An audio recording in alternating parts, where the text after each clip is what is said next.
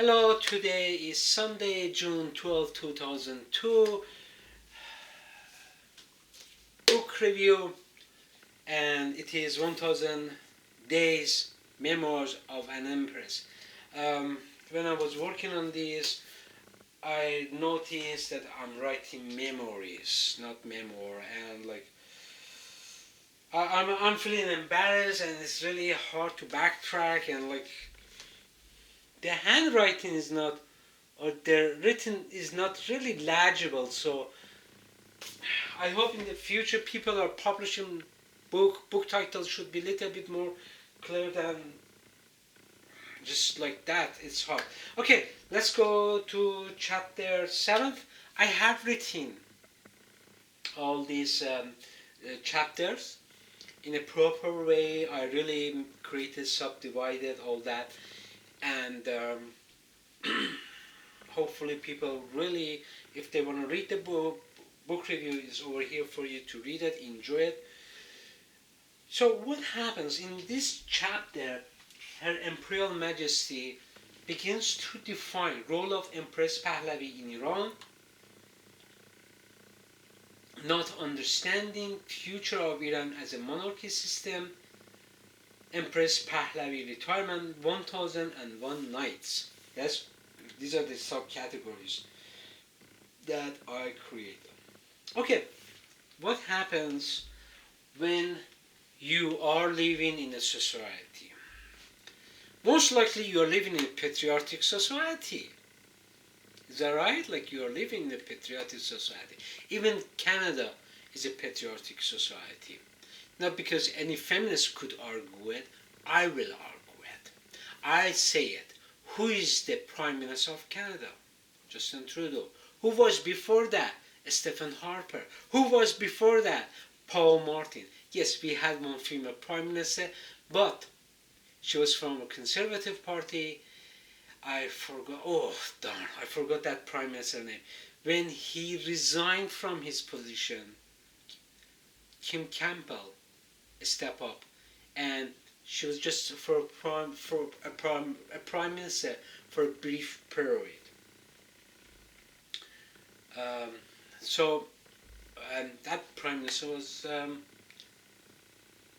business person. And he was involved in those accords. Okay, I will not forgive myself for forgetting his name. So what we have in a patriotic society now, the king wants to modernize Iran, to transform Iran. The way we thinking is the past way. We want to think in a modern and progressive way. That's what the king is thinking. Is that right? And says, well, the king says, my wife is going to play a role in transforming Iran. So, Empress Farah Pahlavi begins to pick up some portfolios. These portfolios are about to make women leader in society. And Her Imperial Majesty plays a leadership roles in them. And really, if you look at it, these kind of concepts are going to the previous chapters. That was she wants. And if you remember it, in earlier chapter, it was chapter 1 or 2, I said that Her Imperial Majesty, when she was a citizen, Farah Diba always said, well, I want to see this country is becoming an egalitarian society. No, it is her chance, and she's facing all kinds of challenges. It's not easy.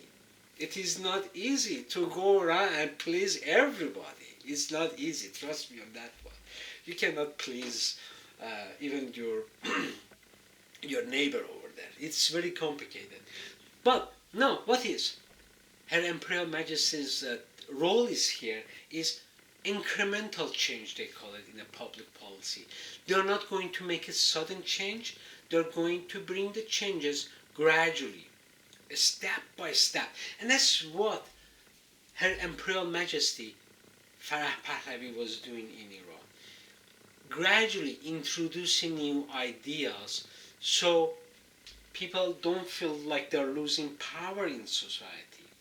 And it worked because Iranian man did not feel threatened by women playing a leadership role in society, and they accept them.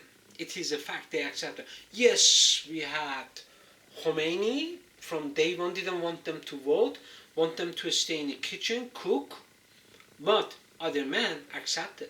They did not reject them. They accept them to become a police officer, accept them to become judges, accept them to be well educated. Okay? So we have all that. And her Imperial Majesty, her leadership skills made it possible not to have so much friction. On not understanding, on page 29, Empress Pahlavi began to engage the public with two misconceptions about her. One of them was very popular. Her Imperial Majesty is taking a milk bath. That would be wasteful of her to do. She never did it. It's lies, total lies that they were making about her. And it was has to do with the jewelry that she was wearing it. The only time she was wearing jewelry, they were during ceremonies. And they were not her jewelry. They were Iran's national resources. They were deposited in the bank, and it is part of her uniforms during ceremonies to wear them. Future of Iran as a monarchy system. We already know that when Reza Khan stopped the Qajar dynasty, he consulted with the member of parliament and clergies that Iran should be moving toward a republic system, and the clergy said, no, we want to have a monarchy system and you will be the head of the state. Okay, this is a statement of facts. Okay, now Empress Pahlavi asserts that when Reza Shah the Great ended, we have that on page 133, Iran will need a king for a long time yet, a force which symbolizes the nation. A continuity in its culture is desirable if one examines the fate of certain other peoples. One day there is a president and the next day he has been assassinated. One group seizes power, 1 week later there is a coup d'etat. Those who govern never have enough to get to know the province and achieve progress. The country does have an opportunity to develop. Because of its geographical situation, I think that Iran without a king would be unbelievably chaotic. It is a fact. In Canada, one party comes and destroys all the previous bills, says these are wrong. They spend years doing that. After that, another party comes, forms a majority government, scraps all other ones. That's what we are facing here. We have no real progress. And we don't know what our problems are. Empress Farah Pahlavi was expecting after 12 years to be retired because her son Crown Prince Reza Pahlavi would become the king of Iran and his wife would take over the portfolios. Okay? I am gonna read this and to understand the book title. Book titles are very, very important. 1001 Nights on page 128. But if they knew that I too work every day, that I too have problems, they might in their heart of hearts reproach me for dimming the fairy tale image slightly in the 1001 Night, which have they invented so they might dream. Yet that is how it is. I have no particular inclination for the social round, and most of my time is spent working hard. If a title had to be found for the story of life which would evoke the legend, it would be far more likely to be 1001 Days. So much for people's conception of the kingdom of the East. We no longer have pots filled with gold coins, Khalifa, Grand Wazirs, or harem filled with sensational sultans, and our carpets no longer fly except in the baggage lockers of Air Iran. Okay, that was concludes my effort.